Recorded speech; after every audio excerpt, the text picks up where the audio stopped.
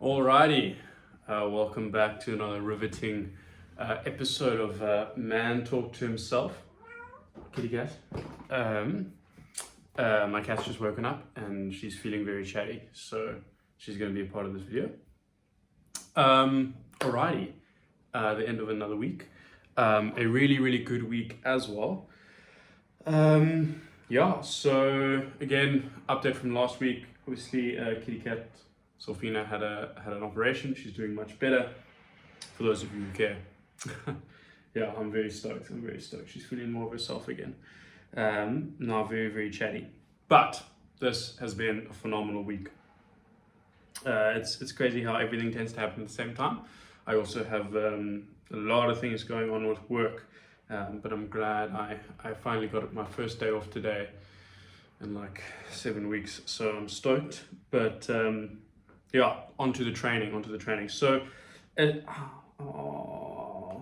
okay. So essentially, the last 2 weeks have kind of been dead weeks, just because Thursday last week I trained Tuesday and Wednesday last week, and then Monday and Tuesday or whatever, and then obviously everything happened with Cat's op, and then the whole weekend got thrown out, and so whatever. So I really hit the ball running on Tuesday only, because Monday also was just occupied with taking care of her. But Tuesday I felt confident to leave her alone, so I decided to go for a little bit of a 10k. And then while I was paddling, I was like, oh, I'm feeling quite good. Let's just do another 5. And then the 5, I was like, well, you might as well do 20. And then during the course of that paddle, I'd kind of just been feeling myself and bringing and keeping my heart rate below 140. That's really been the big pillar of the training for this last week, is really going back to some endurance training and trying to increase the distance but not the intensity, which has actually been really phenomenal. So I actually did 20Ks on Tuesday. I did another 20Ks on Wednesday. My idea was to try and do 20Ks a day for 2 weeks. Unlikely. I mean, it's not really a realistic goal, especially going from not really training into that kind of workload. But I'm definitely trying to sample a bit of that. So again, this Wednesday I did another 20Ks, kind of literally almost a little bit faster as well. So the first one was I was doing about 10Ks an hour, 10.1. Second one I was doing about 10.3, 10.4. Very decent, trying to average that pace while keeping my heart rate low. Thursday I was just shattered. I had been working so much. I'd only been finishing like after 7:30 for the last like 4 days, and so I just got in the water and just couldn't really get into the rhythm of it. It was a southeasterly. It wasn't fun. I was just hating it. So I just did 10Ks on Thursday. Didn't get to my 20, but was very pleased that I managed to do 10. And then yesterday was actually Sea Dog, and very cool Sea Dog, because Rawson Properties, the company I work for, actually sponsored the event, which was very cool. It's quite interesting. When I first started working, it had been something that was on my mind. I was like, oh, how cool would it be if I sponsored an event and all that kind of stuff, and never really took the steps for it. But one of my colleagues pushed for it to happen, and it did, and it was super rewarding in a really weird way, where I'm a part of the Sea Dog committee, and so I organize it usually. And so then obviously organizing it and then having like my work stuff there was kind of cool. It was like this nice two separate versions of Luke meet, which I felt very acutely, because I'm definitely not the friendly guy in the office.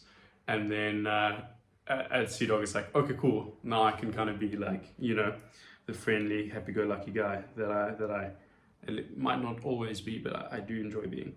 And then Thursday was a paddle, and then I don't know why, but the course was like way longer than normal. So usually Sea Dog's about 5Ks. The course was like about 7.2, at least that was what my Garmin said. And I actually, I'm glad no one at the office saw this, but as I was walking down to do a warm-up paddle, which I never do warm-up paddles, but I felt, because there were people that I knew there, and I was like, oh my word, like maybe like actually try. I went for a little bit of warm-up paddle, and as I was going on with it, obviously past everyone who's part of the office there, and I'm just like, Luke, just the only thing you don't have to do is just don't mess up getting into your ski. Like, just don't mess it up. Like, you've done this so many times, you just don't have to do it. It's like, yeah, don't do a jump start. And jump start, for those of you who don't know, is when you place the ski next to you and then you jump and then start paddling. It's the hardest start to do, obviously. You're jumping into a floating thing and it's tippy. I was like, just don't do a jump start. Just don't do a jump start. So I was like, yeah, I'm not going to do a jump start, I'm not going to do a jump start, I'm not going to do a jump start. Walk into the water and I'm like, do this, place it down, I'm like waiting for the wave, and then all of a sudden I'm like, oh, I'm feeling very confident. And I do like a half committed jump start and my leg gets caught out and I nearly jumped off my ski and then just swam. Like, if I wasn't wearing a life jacket, I would have just lay under the water for like 10 minutes. Like, just, it would have been easier. I don't think anyone saw though, because no one tuned me about it. So now they'll know about it, but they wouldn't have seen it happen, so it's not as bad. Also, no one from office will ever watch these videos, which is super chilled. But that one got me in my soul. Anyway, so then we go to the Sea Dog, and like I said, the Sea Dog cans are like extra far. And the Sea Dog, for those of you who don't know what it is, it's like a weekly little race. And one of the benefits of living in the southern suburbs of Cape Town, and one of the detriments of being a paddler there, is that we have probably the highest condensity of world-class paddlers. I think in the race alone we had about 7 international athletes and 6 of them have world titles or whatever. So it's like a very, very intense race, So kind of go into it like knowing that you're not going to be that fast, but remember you're losing to the top 0.1% of the sport, so it's like it's okay. But I'm always super competitive, so I'm kind of known for like, well, maybe I'm not known for it, but I'd like to be known for my starts. I've got a solid 400 meters in me. Like 400 meters, I'll be there. But after that, I have to start breathing, and then it gets really difficult. But yeah, jumped in, and Simon van Geysen. So Simon van Geysen is like this phenomenal athlete, probably the most talented athlete you'll ever find. But he goes, and I'm like, I'm next to him. I'm like, oh, sick. Let me try keep up. Obviously, I don't, but I do manage to like get on the back of his slip, and I'm just gunning it, and I managed to like not do too badly. Obviously, then it gets to 400 meters, and it's like 405, and I'm like, no, I'm dying. And then I can't paddle anymore. And so everyone starts coming past me, and I'm like, oh, this is chill. I'm so used to this. This happens every time. Either I'm in front or I'm behind the top guys, and then everyone just comes past me anyway. So I'm usually quite okay with that.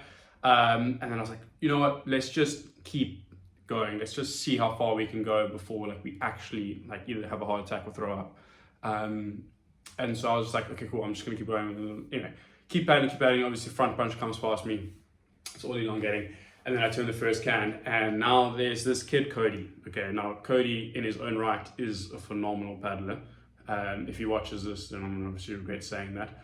But generally, super talented paddler. And we always have this joking thing, obviously, when a kid's younger, then you're always like, pipe down with the kid, but he's obviously a better paddler than me. But I beat him to the first can, and I didn't know that because I was trying to breathe, and then I turned the can, and then he comes past me, and I lost my mind. I was so impressed with myself. I was just like, this is the most amazing victory I've ever had in my life. And anyway, so he comes past me, but at that point, I had won. There was nothing about the paddle that was going to be as good as that feeling. And so then I just kept going, and I was just going to see how far I could kind of push it. And now I've done Sea Dogs obviously earlier, and like not last week, but the week prior and the week before that. And usually at about 800 meters, it feels like I can't keep paddling. Like it generally, like I've got no power. I'm literally just like getting through it. But maybe it's the endurance training, probably is. But I felt really, really good.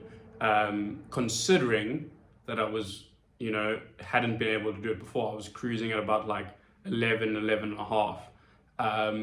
So I was quite impressed. It's not that fast, but it was definitely much faster than I thought I could paddle. My heart rate was wild. I think I averaged 182. Although 2 Sea Dogs previously, I averaged 188. So I'm getting slightly fitter. My average, my top heart rate is coming down, which is positive. And then we just did the 4 laps, and instead of it being 5Ks, it was 7.2, and it was a brutal 7.2. And I don't know why I get like this. I always make these dumb decisions where I'm like, oh no, like you still have all this power, bro. You can still go for it. And so on the 3rd lap, again, another phenomenal athlete. I don't want to talk about it, but Georgia Singh, kitty cat, please keep it down. She's like literally represents, you know, South Africa. Also younger than me, which is even worse. Like, but you know. Anyway, so she's like riding my slip of my ski. Kitty cats, please. Anyway, so she's riding this on my ski, and I'm like annoyed because I'm like, I know I can't really drop her if she's on my slip. But I wanted to get away from her because I didn't want to come past me. So I was like, oh, I've got a brilliant plan. Let me try break up this bunch of 4 going into the wind on a turn can, and then in this idealistic world, I'm going to have enough speed to turn the can and then catch some runs away. Now, it was a very, very light southeaster, which means there weren't really any runs. But in my head, I imagined that there was going to be the perfect 7 runs that were going to link together and I was going to be gone. That didn't happen. I ended up giving everything I had, flatlining it for like 100 meters to the can, turning the can, trying to flatline it, there being 0 runs, and then I just blew like 800 meters later. So I kind of ruined my race. If I just hung it out and looked for a better opportunity, probably would have been fine if I just slowly eased on the gas. But also, this is the first time I've raced in like years. So anyway, it is what it is. I'm annoyed by it. She did end up beating me, obviously. And yeah, anyway, I did end up having a very good sea dog that I was very, very impressed with. And I'm kind of stoked to see how the endurance training is definitely paying off. So this coming week, well, tomorrow, actually I need to check the wind now that I think about it. Those of you who don't know, Wind Guru, best website for wind. Wind Guru, if you want to sponsor this up and coming YouTube channel, please feel free to hit me up. But yeah, tomorrow's got good wind. Okay, cool. So I'm planning to do like a 25K tomorrow. I'm working the whole afternoon, and then try to do 20 on Monday and 20 on Tuesday, and then a light one on Wednesday, and then just kind of keep the distance up. I'd like to be doing over about 60 to 70 Ks, if not 80. I mean, the goal would be 100, but you know how attainable is 100, we'll have to see. I don't want to like make myself sick. That's why I took today off, because I was feeling a bit flu, and also I had to do a reverse, and yeah, I just wasn't feeling up for it. So tomorrow back on it. But yeah, those of you who don't know, I'm also on TikTok. Please feel free to check out my TikToks. They're much shorter than this, so you don't have to suffer through 15 minutes of me talking about everything. But yes, feeling great, awesome week. This is end of week 5, so we're going into week 6, marking just about halfway. Feeling very excited. So yeah, stay tuned, subscribe, like, do whatever. But I'll check you in the next one. Ciao.